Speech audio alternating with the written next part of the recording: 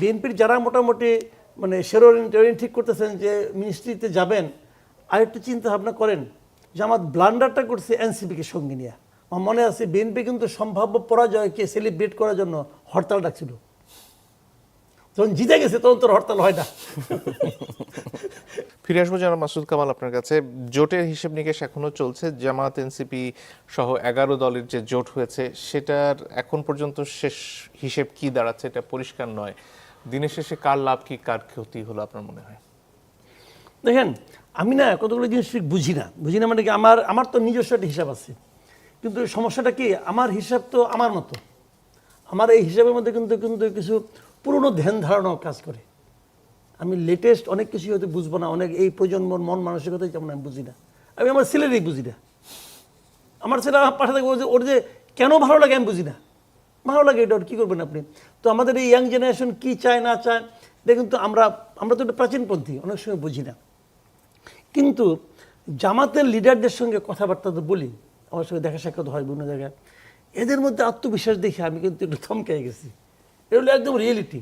এদের আত্মবিশ্বাসটা আপনি দেখেন, তাদের তো একটা হিসাব আছে, তারা তো ফিল্ডে আছে রে ভাই। তো এই আত্মবিশ্বাস হাওয়ার উপরে হয় না, কিছু একটা তাদের আত্মবিশ্বাসের ভিত্তি কিছু একটা আছে। বিএনপি এর বিপরীতে কি স্ট্র্যাটেজি গ্রহণ করে? বিএনপির অনেক লিডারের মধ্যে আমি একটা কিন্তু গা ছাড়া ভাব দেখছি। তো এই গা ছাড়া ভাব তাদের কোথায় নিয়ে যাবে সেটা আমি বলতে পারবো না, কারণ আমার এটাও মনে আছে 91 ইলেকশনের সময় তখন আমি সাংবাদিকতা করি। আমার মনে আছে বিএনপি কিন্তু সম্ভাব্য পরাজয়কে সেলিব্রেট করার জন্য হরতাল ডাকছিল। যখন জিতে গেছে তখন তোর হরতাল হয় না। এটা কিন্তু ছিল, কিন্তু আওয়ামী লীগও আওয়ামী লীগ তো মিনিস্ট্রি ঠিকঠাক করে ফেলেছিল, ক্যাবিনেট সব ভাগ বটর করে ফেলেছিল। তাই কখনো জনগণের মন বোঝা বড় কঠিন, জনগণ কি চায় কেন চায়।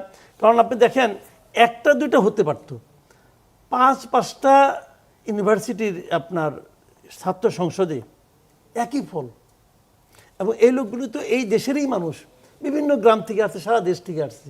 কাজে এইটাকে বিএনপি, এবং শেষেরটা তো অনেকে মনে করতো ঠিক আছে তারেক রহমান আসছে, তারেক ম্যাজিক হয়তো কিছুটা কাজ করবে, তা তো করেনি। কাজে এগুলিকে বিবেচনায় নিতে হবে। বিএনপির যারা মোটামুটি মানে টেরোরিন ঠিক করতেছেন যে মিনিস্ট্রিতে যাবেন, আরেকটু চিন্তা ভাবনা করেন।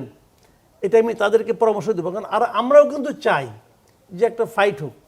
কিন্তু আবার অন্যদিকে আরও কিছু কথা আছে, যেটা আমি যেভাবে ভাবতাম আর কি, আমার ভাবনা ভুল হবে বলে আমি প্রথমে বললাম, কিন্তু আমার ভাবনাটাও একটু শেয়ার করি যে আমি আসলে কী ভাবতাম।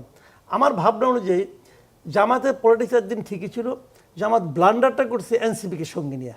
কেন? এটা হলো আমার ধারণা। কারণটা হলো, বাংলাদেশে আমি সবসময় বলি, বাংলাদেশে আওয়ামী লীগের প্রচুর ভোট আছে, এখনও আছে। তো এই ভোটারদের কাছে তারা তো নানাভাবে সুবিধাপ্রাপ্ত ছিল গত 15 বছর। কেউ এই ধান্দা করছে, ওই ধান্দা করছে, বাট আওয়ামী লীগ কারণে সুবিধা তো পাইছে রে ভাই। তো এই সুবিধাটা বন্ধ হলো কেমন কিনা? আওয়ামী লীগ দেশ ছাড়া হওয়া, মানে আওয়ামী লীগ সরকার পতনের কারণ হতো। আওয়ামী লীগ সরকারের সবচেয়ে বড় দাবিদার কারা? এনসিপি। তারা নিজেরাই বলে আমরাই সরকার ফেলাই দিছি, এবং তারা নিজেদেরকে একজন সিপাহ সালার মনে করে। তো এই সিপাহ সালারদের উপর এবং এই দলটার উপর আওয়ামী লীগের মাঠ পর্যায়ের যারা সমর্থক, তাদেরও কিন্তু এক ধরনের ভীতি বলেন, বিতৃষ্ণা বলেন, অপছন্দ বলেন, সবই আছে। জামাত আওয়ামী লীগের মধ্যে একটু ঢুকেছিল, মানে আওয়ামী লীগের অনেক ভোটাররা জামাতের প্রতি এক ধরনের ফিল করতো যে তারা আমাদেরকে রক্ষা করেছে, সহানুভূতি দেখিয়েছে, আমাদেরকে আশ্রয় প্রশ্রয় দিয়েছে। বিএনপি যখন লাগাতার চাঁদাবাজি এবং দখলদারি করছিল, ওই সময় তারা এখান থেকে কিছু কিন্তু সুবিধা পেয়েছে। ওই সুবিধাটা তারা একটা প্রতিদান দেওয়ার কথা হয়তো অনেকে মনে মনে ভাবছিল। তার কিছু রিফ্লেকশন যে আপনার ইউনিভার্সিটিতে কিন্তু পড়ে নেই আমি তাও মনে করি না, পড়েছে। এখানে ছাত্রলীগের ভোটগুলো কিন্তু ওখানে গেছে। কিন্তু এই জিনিসটা এনসিপির কারণে জামাত পাবে না এখন আর। এই জায়গাটাতে জামাত এই ব্লান্ডারের কারণে, আর এনসিপি নিজস্ব কোনো ভোট ব্যাংক নাই, কোনো ভোট ব্যাংক নেই এনসিপির। এনসিপি জামাতকে 10টা ভোট এনে দিতে পারবে না, এনসিপির সেই অ্যাবিলিটি নাই। যাও দুই একটা ছিল যত দল থেকে ত্যাগ করে চলে যাচ্ছে সমানে, এটাই তো কারণ, একমাত্র কারণ। কাজে সেই হিসেবে ওইটা যাওয়াতে এনসিপির আরও খারাপ অবস্থা হয়েছে, যে মানুষে বুঝছে যে নৈতিকভাবে এনসিপির এক ধরনের আপোষ করছে। তো এনসিপি জামাতকে কিছুই দিতে পারবে না, এবং এনসিপির কারণে জামাত যে আওয়ামী লীগের ভোটগুলি পেত বলে তাদের প্রত্যাশা ছিল, সেটাও হয়তো অনেকটাই ফিকে হয়ে যাবে। এই বিবেচনায় মনে করি এনসিপি জামাত একটা ভুল করছে। আর তাছাড়া আরেকটা জিনিস হলো কি, বাংলাদেশে কিন্তু মানুষের মধ্যে কিন্তু মার্কাটা ইম্পর্টেন্ট, ভেরি ইম্পর্টেন্ট মার্কা। অনেকে আমি ছোটোবেলায় আমি বিভিন্ন টেলিভিশনে দেখছি ওই যে প্রার্থী গেছে বুড়ি মার কাছে চাচির কাছে যে বলে চাচি মাথা হাত দিয়ে বলে বাবা তুমি তো খুব ভালো মানুষ তোমার এই ভোটটা দিতাম কিন্তু তোমার মার কাটা তো ভালো হয় নাই, এরকম বলা কিন্তু বহু লোক আছে, তারা মার কাছে আর কিছু চেনে না কিন্তু।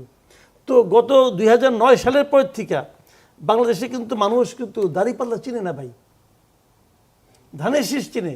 ধানের শীষ চিনে কি হবে ইলেকশন করার কারণে না, চিনে এই কারণে বিএনপি যতগুলি মিটিং করছে সেই মিটিংয়ে কিন্তু তার নেতা কর্মীরা কিন্তু ধানের শীষ নিয়ে হাজির হয়েছে, ধানের শীষের ছবি সেখানে ছিল, কিন্তু জামাত তো মিটিংই করতে পারে নাই। তো যে কারণে শিক্ষিত একটা তাদের মতো একটা জনগোষ্ঠীর মধ্যে তাদের হয়তো এক ধরনের গ্রহণযোগ্যতা আছে, এক ধরনের ভোট আছে, কিন্তু গ্রামাঞ্চলে যারা নাকি মার্কা দেখে এখনো ভোট দেয় তাদের মধ্যে জামাতের অবস্থান কেমন হবে আমি বলতে পারবো না।